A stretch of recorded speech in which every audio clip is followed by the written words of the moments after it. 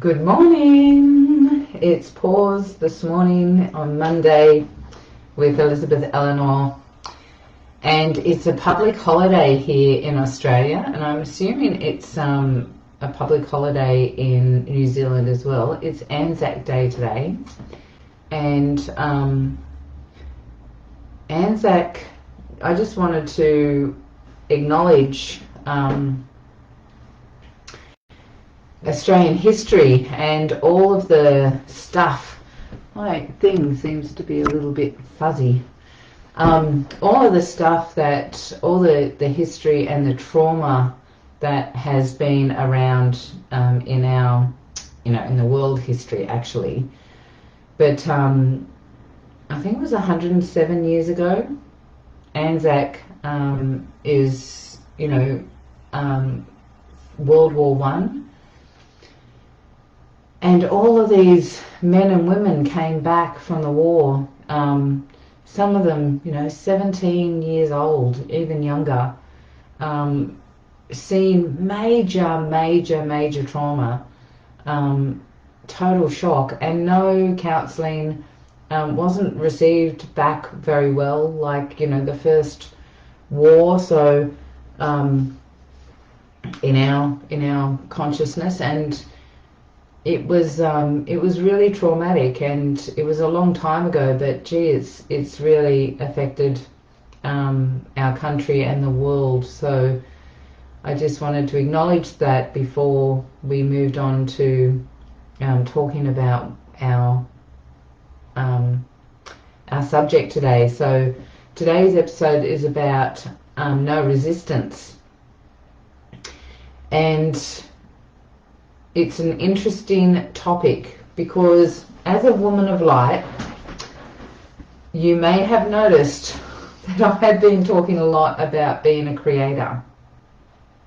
And it's one of the things that I have a passion for and a drive for. It's where my journey has taken me. I have always been a creator. However, I've been reflecting on how does that relate to being a woman of light. And a woman of light is someone that shines her brightness, shines her beauty, shines her very essence. And our essence is that we are part of creation. We are a microcosm of the macrocosm. We are, as above, so below. And we are a particle of the whole. And we've come down to individualize and experience that in our individual makeup. And so being a woman of light is someone that, in my opinion, is someone that is remembering over and over again and discovering more and more of who she is and who discovering who she's becoming, because as we evolve, as the world evolves, as plants evolve, as everything evolves, is a constant and continuous movement, is a continuous evolution, and it's a continuous expansion, right? And here on the planet, it's, birth and death. There's this cycle that happens. However, when you're being a woman of light, you recognize that cycle is not something that is permanent. There is no death. There is no ending of this. This is this continuous cycle of evolution. This is this continuous cycle of consciousness and awareness and expansion. And so today's topic is about having no resistance to that. It's being aware that I ran a webinar on the weekend called How to Magically Manifest Your Dreams, and one of the ladies on the call actually asked me a question, because one of the things I was saying is you've got to be it to see it. which is different to feeling it, right? So I said, you know, the guy on the hill in Bali that's going, you know, I'm abundant, I'm abundant, I'm abundant, is not going to achieve abundance until he actually steps out and starts being abundant, right? And so she was asking me, it was a great question, what's the difference between being it now, being it to see it, and feeling it and the emotion of it, right? And so I had an experience way back. I may have shared this with you before, and if you're new here, hello. If I haven't had the pleasure of meeting you, my name's Elizabeth Elenor, and I'm the founder of Women of Light and Spiritual Elizabeth Elenor, the Spiritual Warrior. So if you're watching this on the YouTube or on any other platform, we love you and welcome you, and thank you for joining us. We're watching this and streaming this live into Women of Light Movement Facebook group. So if you'd like to join that, we would love to have you here. So I remember years and years ago, I've grown up as most people with you know, a bit of a rocky road, and I was a single mum, and at one stage it was really challenging because I could hardly, you know, feed the kids sometimes, and I was a massage therapist, and I was just getting off, you know, starting off, and I might have had 1 or 2 clients that were permanent clients. But my computer broke and I had no way of advertising, and I had all these bills come in. And I remember a friend of mine at the time said, and this is before The Secret and Law of Attraction, you know, they may have been out there, but I had no idea about them. And my girlfriend at the time said, just imagine what it feels like to be debt-free. And something clicked, you know, like other people may have said exactly the same but in a different way, and something just clicked with me. And so I started this process of I was imagining that I was debt-free, and it was a really interesting process because I spent the first day going, I'm debt-free, I'm debt-free, I'm debt-free, and you know, every time I thought about the bills, I'd go back to being debt-free, and so it was like this continuous. It must have been about 30 or 40 times that one day. Would have driven someone else crazy. Nearly drove me crazy, just going backwards and forwards. And then I recognized that it was my vibration, that I needed to shift my vibration. So every time my vibration went low, I would go up to a higher vibration. And I noticed resistance come up in that. There was a couple of times I felt I wasn't deserving of that. I wasn't worthy. And you know, what would happen if I did have all that money? What would I do with it? You know, like, and I started going into spending all this money, you know, and forgetting what the cause was, you know, the thing I was doing in the first place.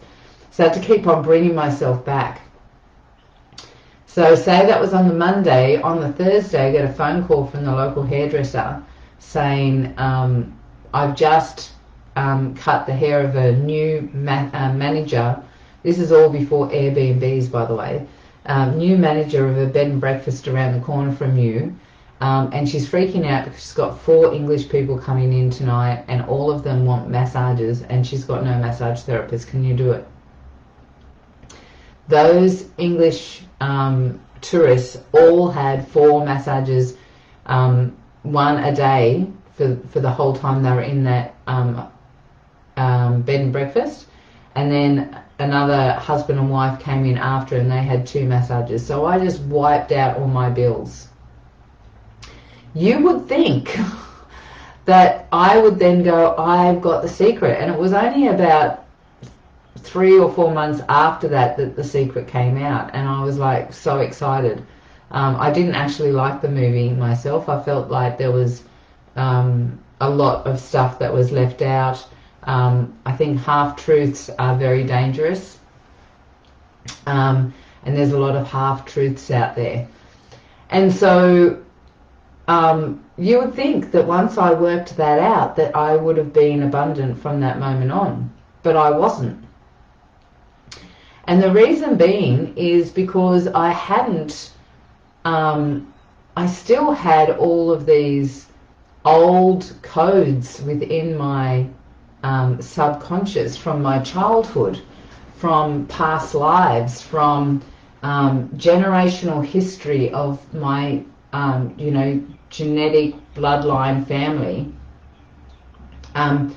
challenged with being in recessions and depressions and all sorts of, bankruptcy maybe, I don't know, but I had all of these codes within my subconscious, right? So within your subconscious is not just how you've been brought up for the last, from 0 to 7 is very formative years, and whatever you see, you experience, it actually gets locked into your subconscious, and then those patterns keep playing out because you learn how to behave. If I behave this way, I get rewarded. If I behave this way, I get punished. And so those learnings get caught up in your subconscious and become your patterns of behavior, right?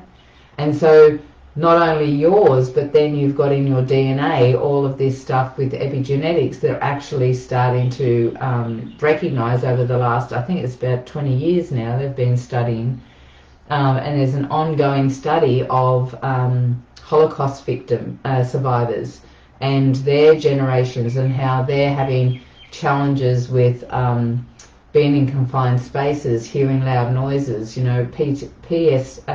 PTSD, and when there's no rhyme or reason because their life is quite fine, right? And they're discovering it's in their genes, within their makeup.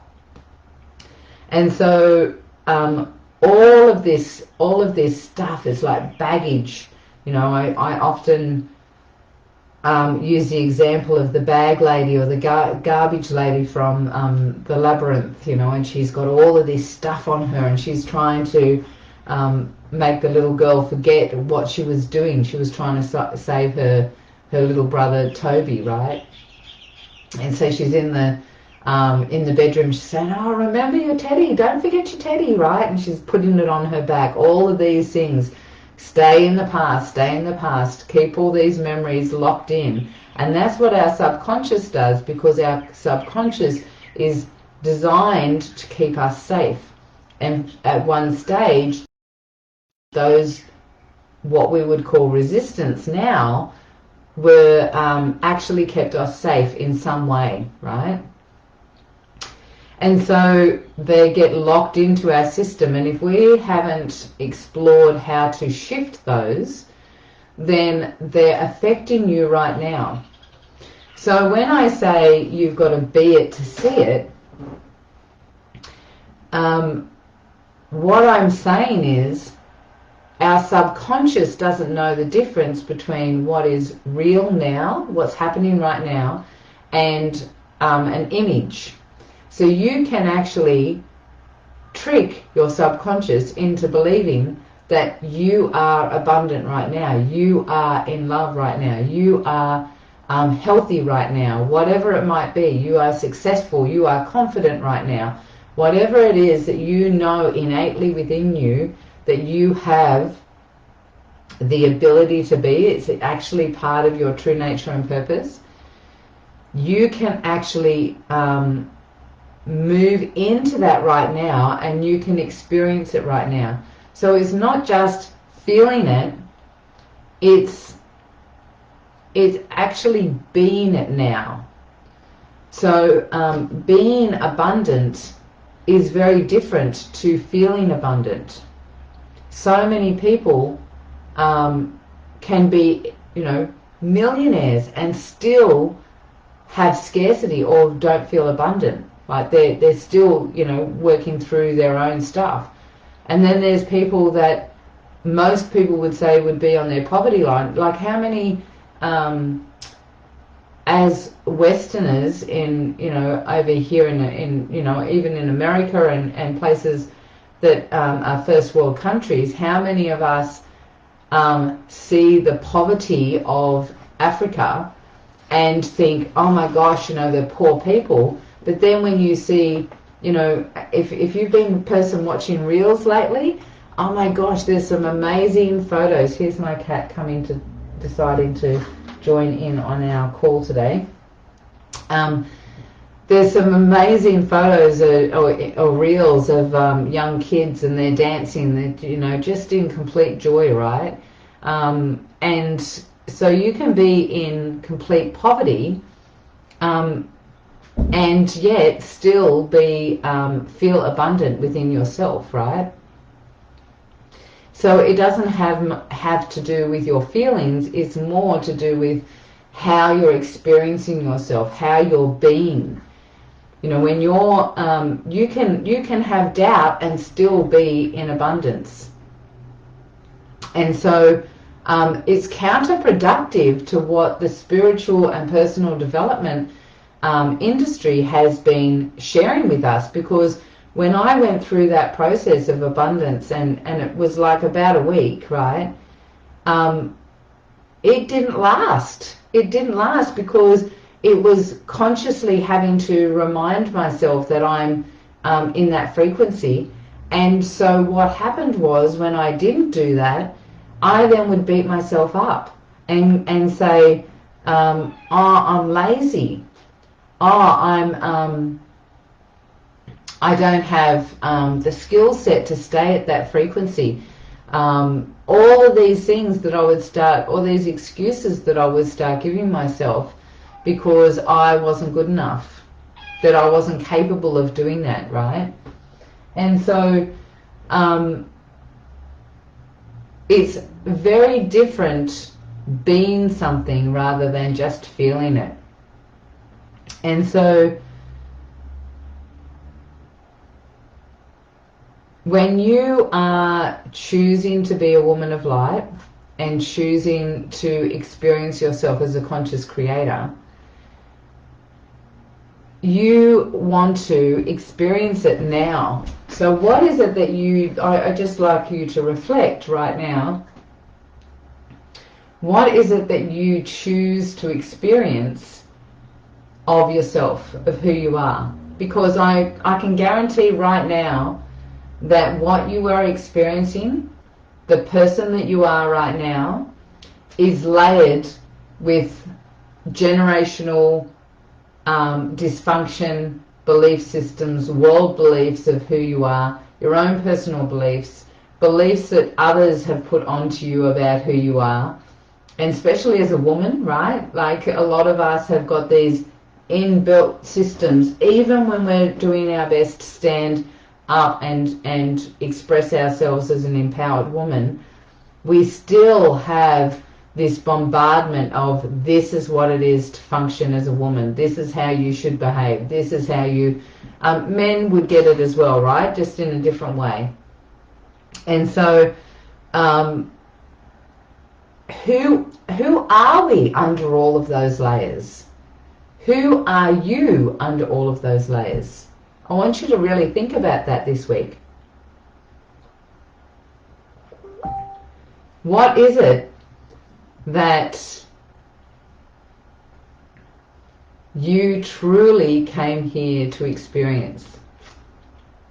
Because if you are experiencing anything that is mediocre, dogmatic, restrictive,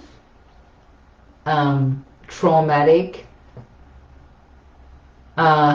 if you've got depression or anxiety in some way, if you've got any sort of addiction, you are numbing yourself to your true essence. You are subconsciously in amnesia to who you truly are and what you came here to experience. And it's time for us to shift out of that, right? And release the old patterns and stop focusing on them. That's one of the things that is a big thing for me at the moment, is the personal development industry is all, it's all focused on you know, what happened to you, and let's dig it all up, and let's, you know, re-traumatize the body, or reiterate to the conscious and the unconscious that you're not good enough and that you're broken in some way, right? Let's stop focusing. I'm going to have to get off because my cat is wanting to get out. But stop focusing on what it is that you are not, and start being who you are, and start focusing on experiencing that creative essence within you. So that's my session for today. And my cat's decided she's going to be naughty and claw the carpet because she knows that I get angry at her doing that midnight. And so I want you to think about that. I want you to feel no resistance. So no resistance is shifting out of the old patterns of there's something that I need to resolve and there's a problem, and actually just focusing on what it is you want to create and feeling it and being it now. If you were abundant right now, what actions would you be taking? How would you live your life? What would your day look like? What would you spend your money on? What would your behavior be like? What would your environment be, right? If you had no resistance to living that abundance or that love or that confidence, or that, you know, if your thing is to transform the world, what would you be doing if the world was already transformed, right? What would you be doing already? How would you be behaving? So it's actually being it now, experiencing it now, choosing it now, because there is only the now moment. There is only the now moment. The past and the future are both very, very much in our own. We make them up. We make them up, right? In any given moment, it's just us now. It's in this moment. So how do you choose? What decisions are you going to choose? How are you choosing to feel? How are you choosing to behave? How are you choosing to give service to others? How are you choosing to, what actions are you choosing to take? Because when you can sit in that, that's the power of creation. When you can really sit and be it now, and make choices from that place, that is when you're going to move mountains in your world and really start, getting the secrets of creation. So I would love to hear in the comments if that rang true to you. Put true in the comments if that was something that resonated to you and you understood. Love to hear from you if you would like to clear those codes and those old patterns in the subconscious and work out how to shift into no resistance so you can move forward into what it is that you'd like to create. For those that are here in Australia and New Zealand, please take that moment, whatever time it is. I know it's supposed to be at 11. I think it's 11 o'clock or 11:11. I'm not sure. I'll have to check that out. But pause for a moment and just reflect on what has been in our past, and then we can step into the future, right? So no resistance, no tragedy in our field, just respect and honour for those that came before us. Take care, everyone, and enjoy your day and your week.